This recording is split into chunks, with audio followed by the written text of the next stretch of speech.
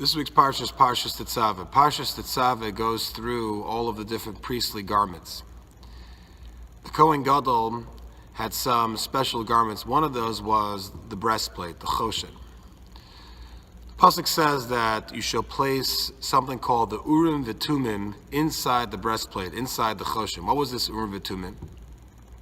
And as a whole, what was the function of the breastplate? So the breastplate served as a way for the Jewish people, and more accurately, the leader of the Jewish people, to know what to do, what course God wanted them to take. It was a way of communicating with God. The way it worked was like this. The breastplate consisted of 12 distinct stones. On those stones, there were the names of the tribes: Reuven, Shimon, Levi, Yehuda, and so on. When the leader of the Jewish people would ask the breastplate a question regarding the future of the Jewish people, whether to go to war with this enemy or so on, the letters of the 12 tribes would light up. Specifically, the letters which would be the message, which would consist of the message. The only issue was it was like a Scrabble game.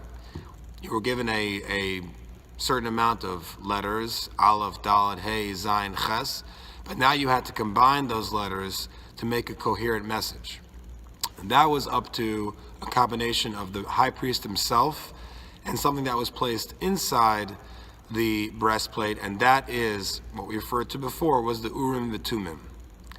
Actually, the Ramban understands that the Urim, which literally means lights, that's referring to the stones on the breastplate, which would light up. The letters would light up, the 12 tribes.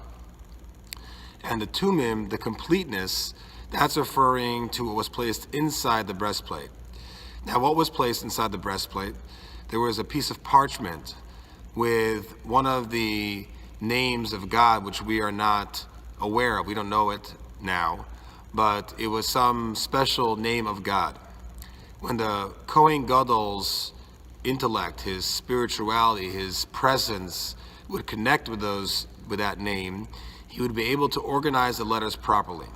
So the Ramban says that there was a certain amount of divine spirit necessary in order to connect to the Urim v'Tumim, to connect to that name of God placed inside the breastplate so that the letters could be organized properly. And the Gemara in Yuma goes through many instances where there were times when, even though the breastplate lit up certain letters, the Kohen Gadol at that time, lacking in divine spirit, was unable to organize the letters in a way where the message was correct. So, much later, there was a woman named Hannah. Hannah was one of the 7 prophetesses, and she was a very holy woman, and she did not have children. And she once went to the Beis HaMikdash, to the temple, and she was praying to have a child. Now, she was praying in a very unique way for those times. She was praying quietly with her lips moving. To the onlooker, who happened to be the Kohen Gadol, it seemed like she was drunk. She was moving her lips while not making any sounds. Now, we know today, of course, that that's the way we daven Shemona Esrei. That's the way we say our Amidah, our silent prayer, is that we say the words, but we say them silently. And what she was doing was really appropriate and correct. But Shmuel, the Kohen Gadol who was looking at her, thought she was drunk.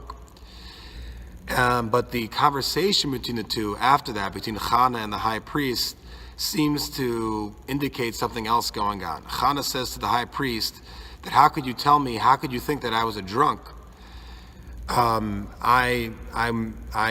lacking in Ruach HaKodesh, you're lacking in divine spirit. Now, why is she talking about lacking in divine spirit? She's just saying that she wasn't drunk.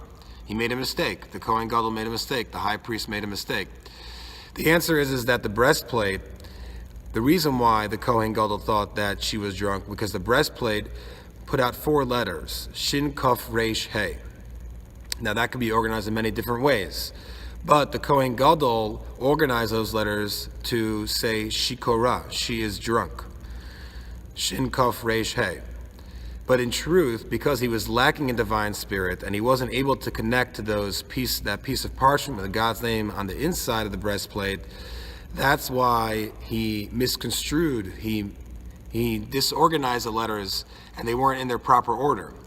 And in truth, what the breastplate was conveying to him was Kishay Ra, which is the same letters, Kaf, Shin, Reish, Hey, organized in a different way, which means she is kosher. What she is doing is proper and right.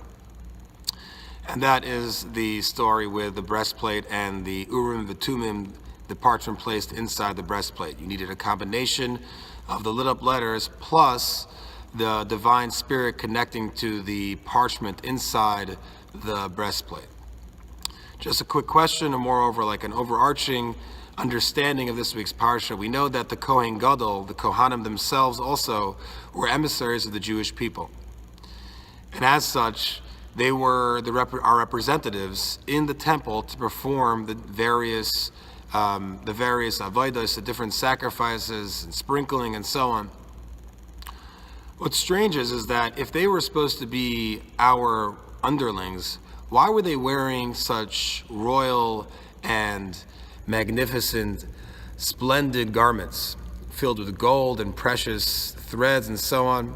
Wouldn't it be more appropriate for there to be an element of humbleness in the priests instead of them wearing these garments which were royalty deserving?